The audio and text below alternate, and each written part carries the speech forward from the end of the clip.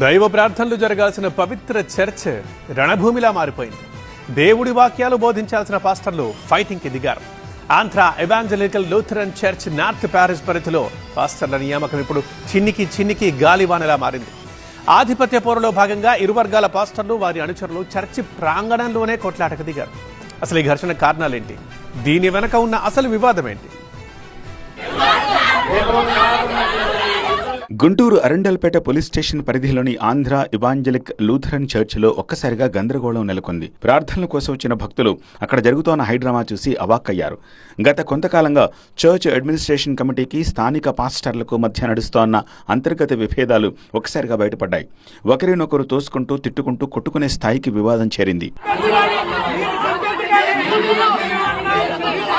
పాస్టర్ను తొలగించడం, ఆయన ప్లేసులో మరో పాస్టర్ను నియమించడంపైనే ఈ గొడవకు ప్రధాన కారణం.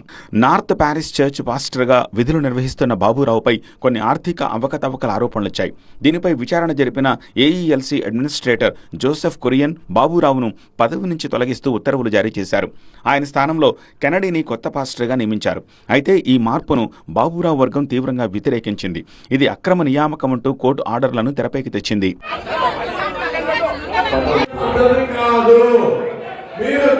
కొత్తగా నియమితులైన పాస్టర్ కెనడీ ఆదివారం ప్రార్థనలు నిర్వహించడానికి చర్చికి వచ్చారు.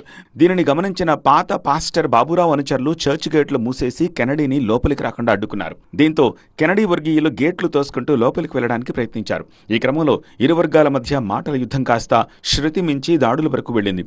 పవిత్రమైన చర్చ్ ఆవరణ కాస్త ఇరు వర్గాల ఘర్షణతో రణరంగంగా మారింది. ఇక పరిస్థితి చేతులు దాటిపోవడంతో స్థానిక అరండల్పేట పోలీసులు చర్చి వద్దకు చేరుకుని లాఠీలకు పనిచెప్పారు. ఘర్షణ పడుతున్న ఇరు వర్గాలను చెల్లాచెదురు చేశారు. ఇరుపక్షాల నాయకులను పోలీస్ స్టేషన్కు తరలించి చర్చి పరిసరాల్లో ఎలాంటి అవాంఛనీయ ఘటనలు జరగకుండా గట్టి పోలీసు బందోబస్తు ఏర్పాటు చేశారు. శాంతి భద్రతలకు విఘాతం కలిగిస్తే కఠిన చర్యలుంటాయని హెచ్చరించారు.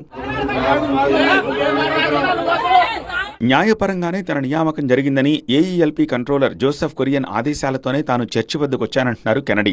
చర్చితో ఎలాంటి సంబంధం లేని వ్యక్తులతో కలిసి బాబురావు నానా రచ్చా చేస్తానని ఆరోపించారు కెనడీ.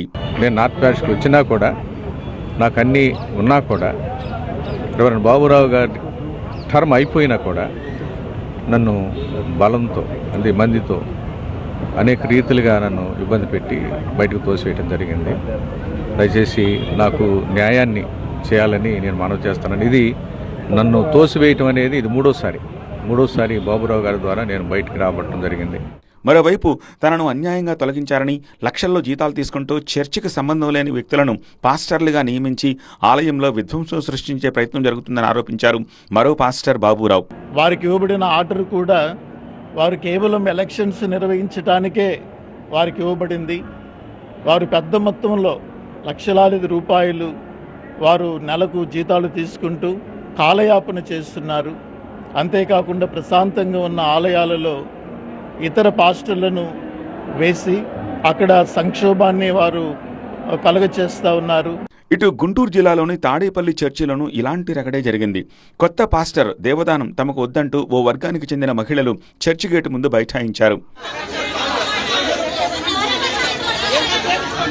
మొత్తంగా ప్రశాంతంగా ప్రార్థనలు జరగాల్సిన చర్చిలు ఇలా వివాదాల్లోకి ఎక్కడం, పాస్టర్లు సైతం ఒకరిపై మరొకరు దాడికి దిగడం చర్చనీయాంశమైంది. మరి ఈ వివాదం ఇక్కడితో సద్దుమణుకుతుందా లేక మున్ముందు ఎలాంటి మలుపులు తిరుగుతుందో చూడాలి.